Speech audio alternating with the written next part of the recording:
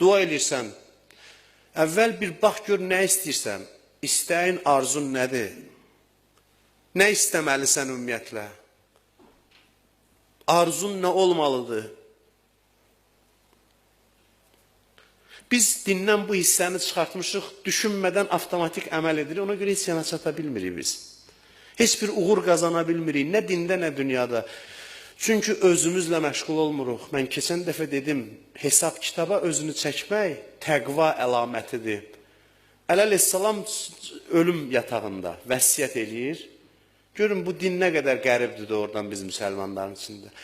İmam son sözlərində nə deyər? Ən vacib sözlərini deyər. İki söz deyir, əsas önəmli sözlərdən biri buyurur ki, usikuma bittəqvallah və nəzmə əmrikum. Sizə təqva və nizamlı olmağı tövsiyə edirəm. Nizamlı olmağı. Dindar insan kimdir? Dəqiq, nizamlı, uğurlu insan. Nə vaxta qədər bizim gözümüzdə dindar deyəndə namaz qılan, dua oxuyan, saqqal saxlayan, təsbih çevirən adam gələcək. Bu stereotip bizim zehnimizdə olacaq. Biz din tanımamışıq. Bir insan inanclıdırsa birinci əlaməti həyatda bax gör nə qədər uğur qazanıb. Nə qədər sözünün üstündə möhkəmdir. Nə qədər saat kimi dəqiqdir. Bu dəqiqlik inanc əlamətidir, iman əlamətidir. Deyirlər, bəs imandan uzaq olan adamlar qərbdə, şərqdə buna nail olublar, bizdə yox. Bilirsiniz, təqva, nizam təqvadan qaynaqlanmalıdır ki, dəyər tapsın. Biri var, səni kənardan qanunla mühasirəyə alıb, nizama vadar edirlər. O da bir çıxış yoludur. Amma dinin arzuladığı çıxış yolu deyil. Qanunun yükü çoxaldıqca əxlaqın yükü zəifləyir. Daxildən tənzimləmə mexanizmi olmalıdır. Ona görə Əleyhissalam buyurur ki, usikuma bittəqvallah və nəzmə əmrikum. Təqvalı olun və nizama sizi vadar edən amil daxili amil olsun. Xarici amil yox.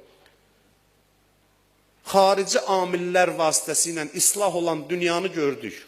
Bax, budur dünya. Qanunlar vasitəsilə nizamlı olan Avropanı gördük. Dünyanı gördük. Bu inkişafın nəhayətidir və bu nəhayət bu mənada yox ki, sonudur. İnkişaf gedəcək, amma model olaraq budur. Vəssalam, insanlığa bunu bəxş edə bildi. Amma din həmin o nizama, ondan da daha dəqiq nizama daxili tənzimləmə mexanizmi təklif edir ki, həyatı şirinləşdirən, insanlar arası münasibəti tənzimləyən budur. Biz buna fikir verməmişik. Biz təqva deyəndə ancaq günahdan çəkinmək nəzərdə tutmuşuq. Və bu olmadan günahdan çəkinmək də mümkün deyil. Təqva dəqiqlikdir, nizam-intizamdır, uğurdur, müvəffəqiyyətdir. Təqvanın ən başlıca əlaməti budur. Və mən buna biz əməl etsək də, etməsək də, Allah ömür versə, ölənəcəm bu barədə danışacam, yorulmayacam. Çünki bu müsəlmanların qulağında olan o pas gərək tökülsün. İllər keçsin ki, biz nəhayət dinə baxışımızı dəyişək. Dindarlığın meyarı ilk növbədə dünyadadır. Bilirsiniz, biz nəyə görə dünya mövzularına, bunu keçmişdə demişəm və söz gəlib yenə də deyirəm. Bilirsiniz, niyə dünya mövzularına önəm vermək istəmirik? Çünki burada bütün gizlətdiyimiz hər o xarablıqlar üzə çıxmağa başlayır. Yadınızdadır bu barədə danışmışdıq. Qoy din axirətə aid olsun ki, bilinməsin kim imanlıdır, kim imansız. İndi bilinmir axı. Din axirətə aiddir, hamı özünü imanını göstərir. Amma deyəndə ki, dinin, inancın göstəricisi dünyada onda çoxunun xoşuna gəlmir. Çünki üzə çıxır axı bunun təqvasızlığı. Bu işə vaxtında gedə bilmir, bu dərsində uğur qazana bilmir. Onu imanın adına yazmırıq axı biz. Onu imandan ayırmışıq, bu da özünü imanına aparır, gedir məsciddə oxuyur, dua oxuyur, ağlayır filan.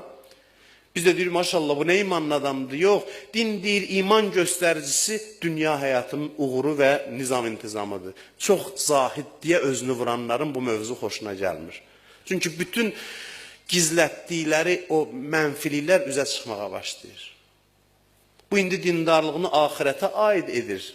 Axirətlə bağlayır. İndi də bilmək olmur, hələ axirətdə bilinəcək. Yox, adamın dünyasına bax, axirəti də bəllidir. Bunu çox demək lazımdır ki, insanların dünyasına bax, axirəti də bəlli olsun.